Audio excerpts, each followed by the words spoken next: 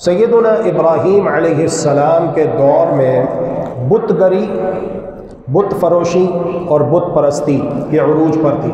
بت گری کا مطلب ہے بت بنانا، بت فروشی کا مطلب ہے بتوں کو بیچنا، بتوں کی خرید و فروخت کرنا، اور بت پرستی کا مطلب یہ ہے کہ بتوں کی پوجا پاٹ کرنا، پرستش کرنا، تعظیم کرنا۔ یہ سارے شرکیہ سلسلے ابراہیم علیہ السلام کے، خلیل الرحمن علیہ السلام کے وقت میں عروج پر تھے۔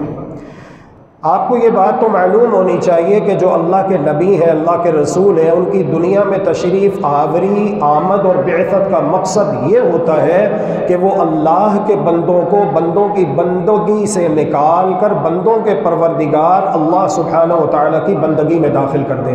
اللہ کے بندوں کو بندوں کی بندگی سے نکال کر بندوں کے پروردگار اللہ ذو الجلال والاکرام کی بندگی میں لے آئیں۔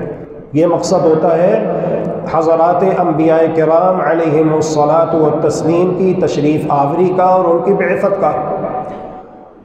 چنانچہ سیدنا ابراہیم علیہ السلام نے بھی یہیں سے ہی آغاز کیا اپنی دعوت کا۔